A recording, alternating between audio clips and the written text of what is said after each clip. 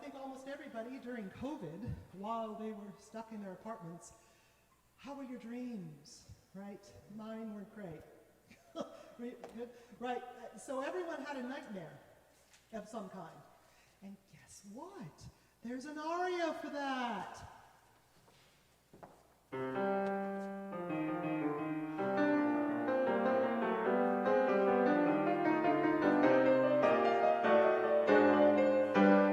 COVID all around me robs me of me rest.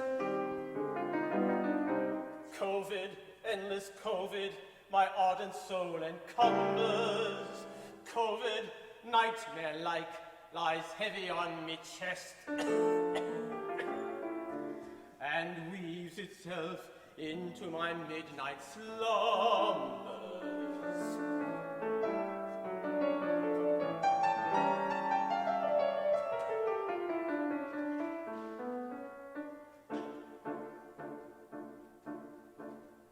Lying awake with a dismal headache and repose is taboo'd by anxiety, I conceive you may use any language you choose to indulging without impropriety.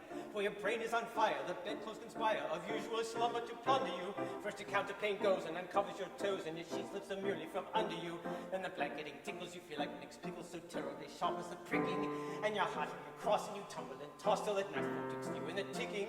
Then the bedclothes all creep to the ground in a heap, and you pick them all up in a tangle.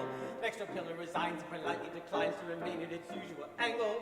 Well, you get some repose in the form of a dose with hot eyeballs and hit of it aching, which is slumbering teams with its horrible teams that you very much better be waking.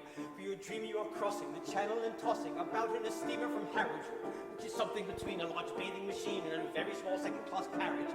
And you're giving a treat, penny ice and cold meat, to a party of friends and relations. They're a ravenous horde, and they all came on board at some square in South Kensington stations. And down on that journey you find your attorney, who started that morning from Devon. He's a bit undersized, and you don't feel surprised when he tells you he's only 11. Well, you're driving like mad with a singular lad. By the by, the ship's now a four-wheeler, and you're playing round games, and he calls you bad names when you tell him that ties pay the dealer. But this you can't stand, so you throw up your hand, and you find you're as cold as an icicle. In your shirt and your socks, a black silk with gold clocks, crossing Salisbury Plain on a bicycle. And he and the crew are on bicycles too, which they've somehow or other invested in. And he's telling the tars all the particulars of the company he's interested in. It's a scheme of devices to get at low prices, hope from puff pictures to cables, which tickle the sailors by treating retailers as though they were all very tables. You get a good spokesman to plant a small tradesman for stake of his boots with a boot tree, and his leg will take brooch and his fingers will shoot, and they'll blossom and bud like a fruit tree. From the greengrocer tree you get grapes and green pea, cauliflower, pineapple, and cranberries, while the pastry cook plant cherry brandy will grant apple puffs and 3/4 in banberries. The shares are a penny, and ever so many are taken by Rothschild and Baring, and just as a few were allotted to you, you awake with a shudder despairing. You're a regular wreck with a crick in your neck, and no wonder you snore, for your head's on the floor, and you've needles and pins from your soles, your shins on your flesh, and the creep for your left legs, and you've cramp in your toes, and a fly in your nose, and some fluff in your lung, and a fever, your stung, and a thirst, and a tense, in a general sense that you haven't been sleeping in clover. But the darkness has passed, there's a vaccine at last, the pandemic's been long, ditto, ditto, my song. And thank goodness they're both of them, well, at least one of them's over.